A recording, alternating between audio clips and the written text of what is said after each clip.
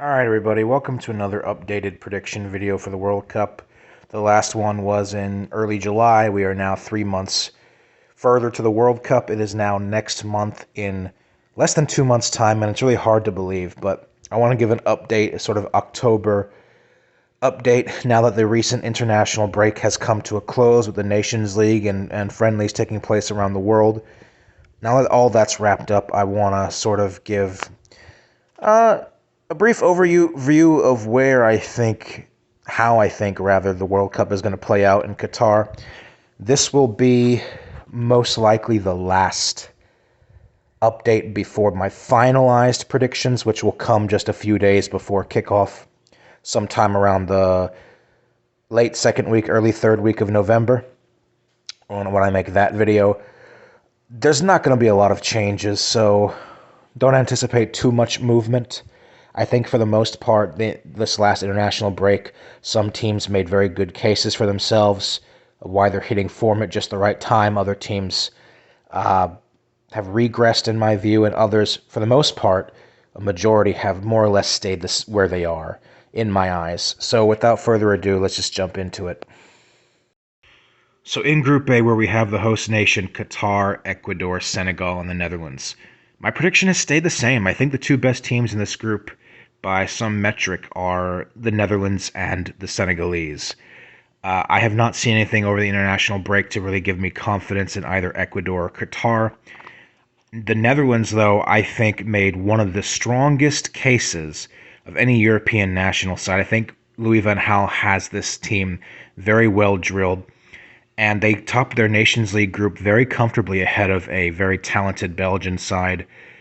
And in the last 32 games under Van Gaal, both in his previous stint as manager as well as this current third stint, they haven't lost any matches. And Van Gaal coming in the way he did, I think there's an air of familiarity with this team. He knows these players. He's been there before. The Dutch had a very impressive international window, and I think they could be among the powerhouse nations who are the sleeper team to go on a potentially very deep run in this tournament. I think they're coming at the right time entering the World Cup with the point to prove. I think they're going to top the group. I considered putting Senegal first, but I decided I didn't want to be cute with it. I just don't see any reason to believe that the Netherlands should not finish top, and I think they should finish with 9 points. In second, I'm going to go with Senegal.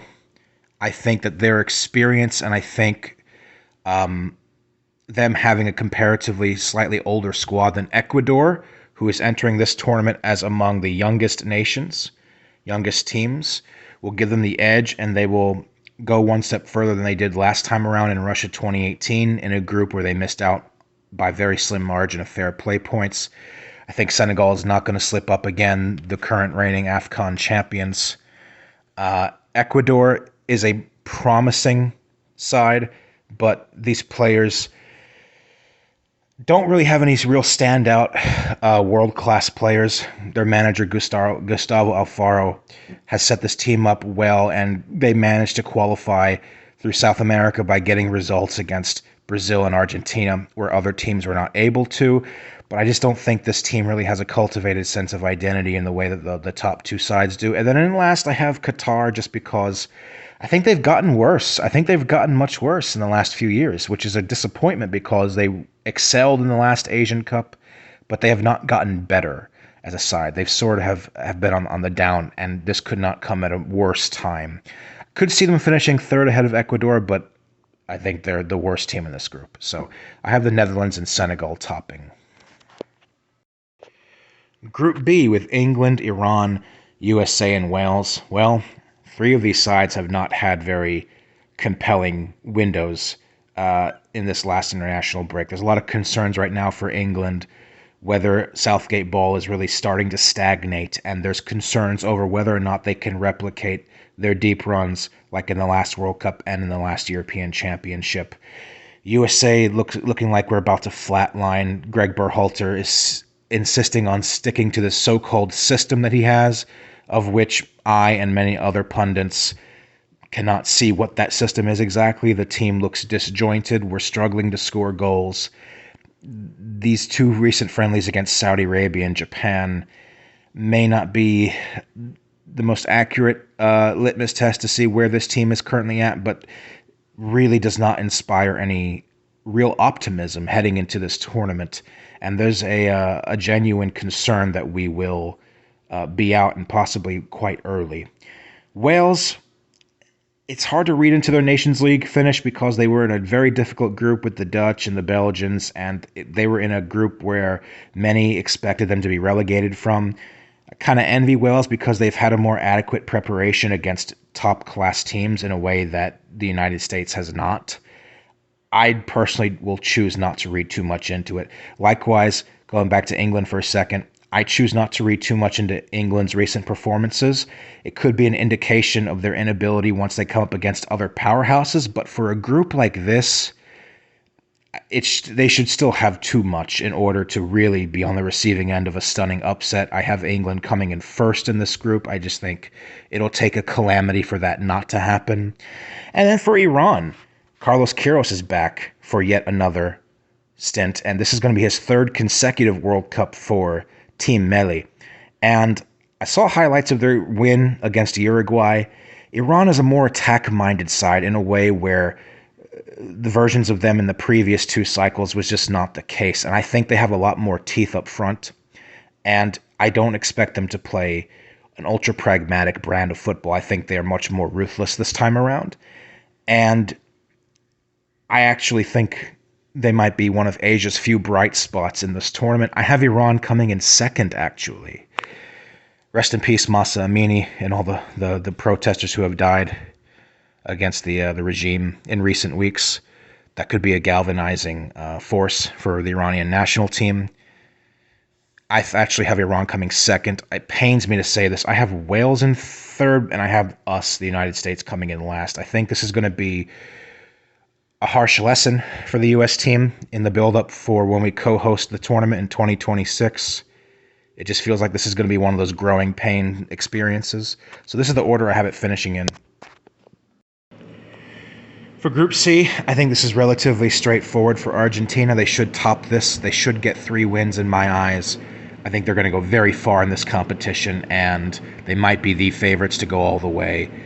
Undefeated in their last 35 matches. They're on the brink of breaking Italy's all-time undefeated streak in international football. And I think Lino Scaloni has figured it out. He has the blueprint now. This team is not centered around Messi anymore. Messi is just one feature of this team that is accentuated by the whole squad really thriving. I think they have the wind in their sails at the moment. There's a lot of momentum for Argentina. Winning the Copa America last year really was the switch. I think that got this team with a real hunger winning mentality, and they're in excellent form right now. Saudi Arabia, don't underestimate them. They're well coached by Hervé Renard. Remember the last World Cup, they did a little bit better than expected. They finished third in their group. They had one of the best qualifying campaigns this cycle of any team in Asia. The World Cup being in Qatar this year, right next door, it could give them a little bit of a de facto home advantage if they have a lot of visiting fans making the trip.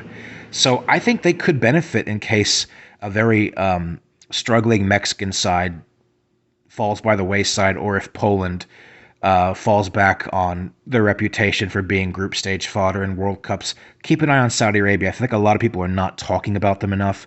For Mexico, a lot of bad vibes entering this World Cup. Really bad vibes. Tata Martino has all but said that the team is not ready. The preparation has been really lackluster. In CONCACAF competitions, Mexico has not been performing as well as they should. You're in a little bit of trouble when even the idea of bringing Chicharito back in the squad is being entertained.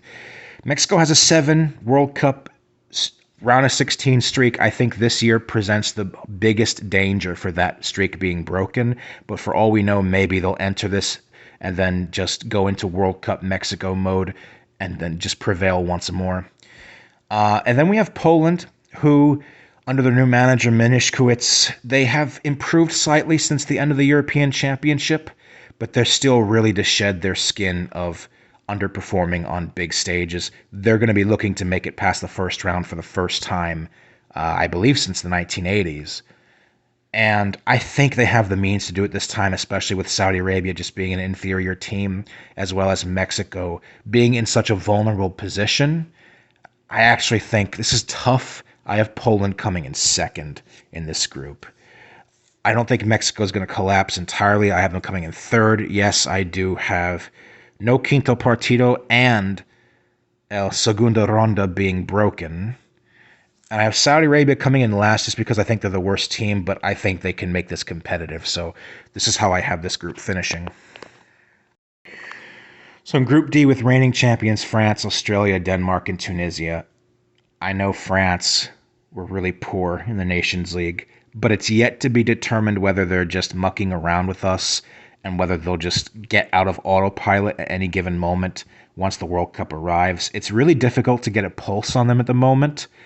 We're not used to having competitions take place so close to an actual World Cup. This is kind of like a unique moment for a World Cup cycle. You have the Nations League, which just wrapped up the group stages 2 months before the World Cup starts.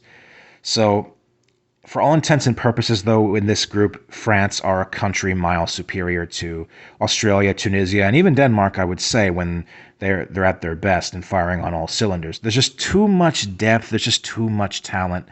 I know the World Cup winner's curse may very well be a real thing, but this group could have afforded to be a lot more difficult for France. It wasn't. I think that Australia and Tunisia have a mountain to climb here. I rate Denmark very highly. As you're about to see, I have them going very far. I think they are not just a dark horse. I believe the Danes are a contender to win this World Cup. I actually fully believe that. I've been very impressed with what Kasper Hjulmand has done. And Denmark, having beaten France twice in the Nations League, they're going to have all the confidence in the world to think they can make it 3 for 3. I don't know if they'll necessarily do that, but I do have them coming top of this group. And for Australia and Tunisia, I did like what I saw with Tunisia's last few friendlies. They got a win over Japan. They got some necessary exposure against a very OP Brazilian team last week. And Tunisia could be, I guess, the Arab world's best hope to come out of the group this time around. But they've never done it. This is their 6th World Cup. They've never made it past the first round. They're going to be hoping to do that. I don't anticipate them to get bossed around. I think Tunisia will be a very rigid, pragmatic team. I just don't know if they're going to have enough to get an upset over one of Denmark or France, you know. And for Australia, qualified by the bare skin of their teeth, I don't see any evidence indicating that they're an improved side from where they were 4 years ago. Be on the lookout. Maybe they can get something from France in that opening match. This will be a rematch of the opening match for Australia 4 years ago because this group is very similar to that. You have 3 of the 4 same teams.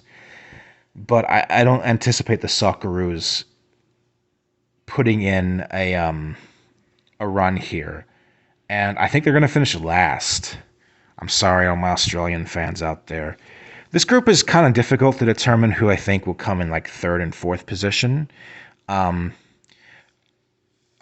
just think that Tunisia made a better case this month in terms of their preparation. I have Tunisia coming in 3rd. I have France coming 2nd just because I think in order for them to not pull through, they have to really screw things up. And if they do, then of course they'll deserve to be eliminated. I have Denmark coming in 1st, France 2nd, Tunisia 3rd, Australia 4th. Yeah, so Spain and Germany are not playing their best football, and I think this recent international break has shown that Luis Enrique and Hansi Flick have not been getting these sides to play as optimally as they can.